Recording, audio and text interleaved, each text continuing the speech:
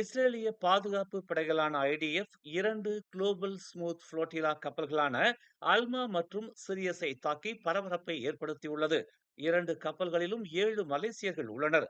Smooth நுசாந்திரா flotilla கட்டளை மையம் 2 கப்பல்களிலும் மலேசியர்கள் உடனான தொடர்பை இழந்துள்ளதாக தெரிவித்துள்ளது. ஹூகா மற்றும் மிகேனா ஆகிய 2 கப்பல்களில் இருந்த மலேசியர்கள் உடனான தொடர்பையும் அவர்கள் இழந்துள்ளனர். இன்று அதிகாலை 2:26 மணிக்கு எஸ்என்சிசி மலேசியர்கள் உடனான தொடர்பை இழந்துள்ளது.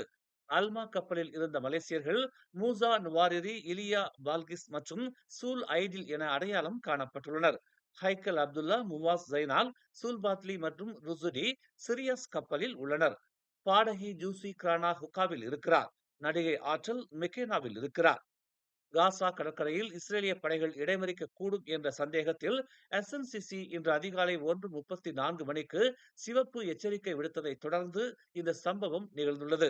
காசா கடற்கரையிலிருந்து அல்மா என்ற கப்பல் சிவப்பு மண்டலத்தின் 2ஆம் நிலையை அடைவதற்கு சற்று முன்பு இந்த எச்சரிக்கை விடுக்கப்பட்டதாக எஸ்என்சி இயக்குனர் டாக்டர் ஜானி அராஃபி அப்துல் அலீம் உறுதிப்படுத்தினார். அடையாளம் தெரியாத 20க்கும் மேற்பட்ட கப்பல்கள் அதன் கடற்படைக்கு 3 கடல் மைல் தொலைவில் அதன் ரேடாரில் இருந்ததாக ஜிஎஸ்எஃப் முன்னதாக அறிவித்தது.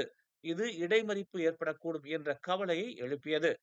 பாலஸ்தீனியர்களுக்கு மனிதாபிமான உதவிகளை வழங்கும் தனது பணியை நிறுத்துவதை நோக்கமாக கொண்ட கடற்படை முற்றுகையின் தொடக்கத்தை கப்பல்கள் குறிக்கலாம் என்று ஜிஎஸ்எஃப் ஒரு அறிக்கையில் தெரிவித்தது.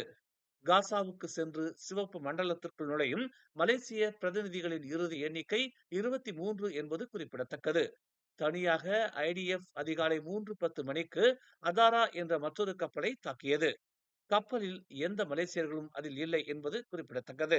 முன்னதாக சம்பந்தப்பட்ட கப்பல்களில் உள்ள மலேசியர்களின் அளப்பரிய பணியை பாராட்டும் விதமாக ஆன்லைன் வழி பிரதமர் டதஸ்ரீ அன்வார் இப்ராஹிம் கலந்துரையாடினார் என்பது குறிப்பிடத்தக்கது.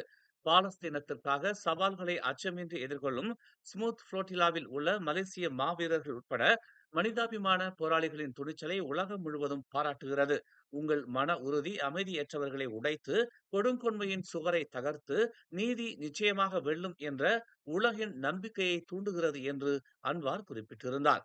தாயகத்திலிருந்து மலேசிய மக்களின் பிரார்த்தனைகளும் ஆதரவும் ஒருபோதும் நிற்காது என்றும் இந்த போராட்டம் காசா நிலத்தை பாதுகாப்பாக அடையும் வரை உறுதியாக நிற்பதை உறுதி செய்கிறது என்றும் அவர் குறிப்பிட்டார்.